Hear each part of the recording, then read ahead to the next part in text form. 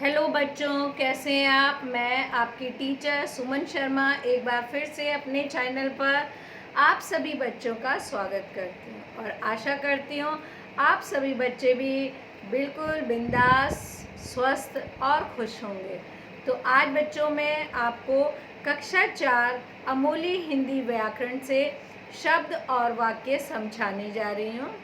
और पाठ शुरू करने से पहले मैं कहना चाहूँगी, जो बच्चे पहली बार इस लिंक से जुड़े हैं प्लीज़ वो मेरे चैनल को लाइक करें और शेयर करें, सब्सक्राइब करें, जिससे हमें मोटिवेशन मिले, हम आपके लिए और बढ़िया आपके लिए हिंदी विषय संबंधी जानकारियाँ ला सकें।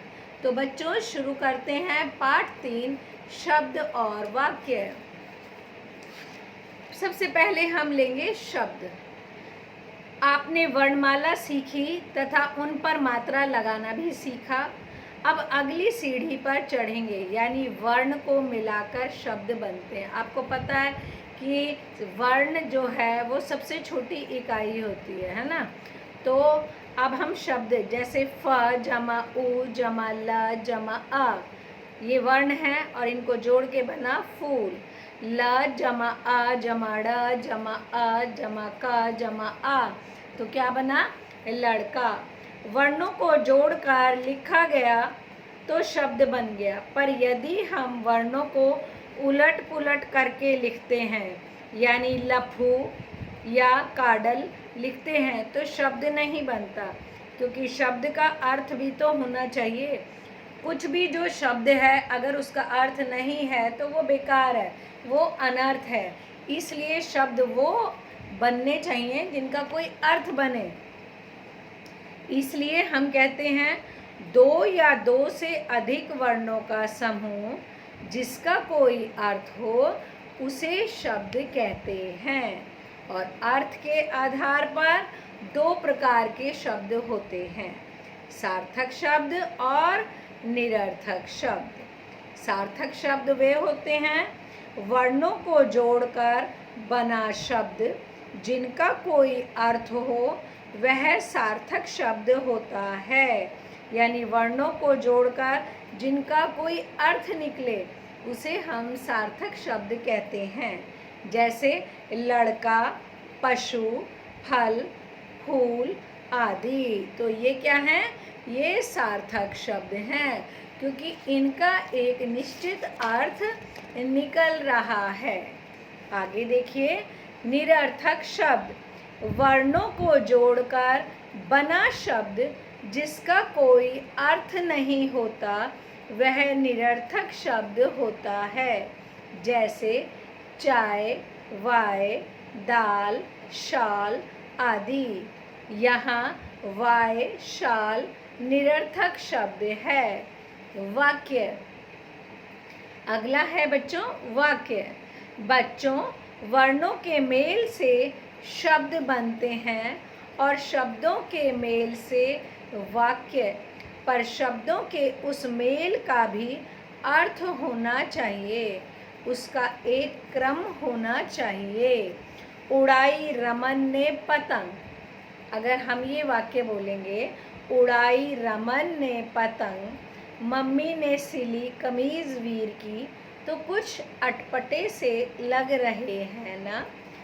जब हम कहेंगे रमन ने पतंग उड़ाई, मम्मी ने वीर की कमीज सिली, तब ये सही वाक्य अटपटे से नहीं लगते, क्योंकि इनका सही से क्रम लग गया है। जब हमने शब्दों का क्रम सही ठीक तरीके से रखा तो बात भी समझ में आ गई। तो सार्थक शब्दों के समूह वाक्य कहलाता है। बच्चों, सार्थक शब्दों का समूह वाक्य कहलाता है। अगला है वाक्य के अंग। प्रत्येक वाक्य में दो अंग होते हैं, उद्देश्य और विधेय। उद्देश्य के बारे में जो कुछ कहा जाए वो विधेय होता है, और जिसके बारे में कोई बात की जाए वो उद्देश्य होता है।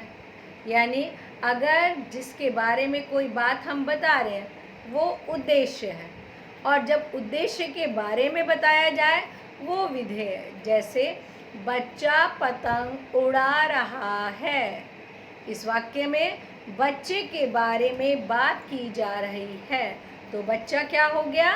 उद्देश्य। और बच्चे के बारे में हम बता रहे हैं पतंग उड़ा रहा है, तो ये बच्चों विधेय हो गया। तो इस प्रकार दूसरे वाक्यों में मम्मी ने वीर की कमीज सिली में मम्मी क्या हो गई? उद्देश्य, और वीर की कमीज सिली ये विधेय हो गया। एक बार फिर से हम दोहराते हैं। दो या दो से अधिक वर्णों का सार्थक समूह शब्द कहलाता है। शब्द दो प्रकार के होते हैं, सार्थक और निरर्थक।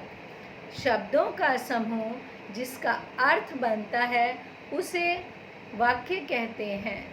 वाक्य के दो अंग होते हैं, उद्देश्य और विधेय। जिसके बारे में बात की जाए वह उद्देश्य है, और उद्देश्य के बारे में जो कहा जाए वो विधेय होता है। आई होप आप सब बच्चों को शब्द और वाक्य अच्छे से समझ में आ गया होगा। आप एक बार इसे दोबारा से पढ़ें, समझें, आपको अच्छे से समझ में आ जाएगा। ओके बच्चों, बाय, टेक केयर।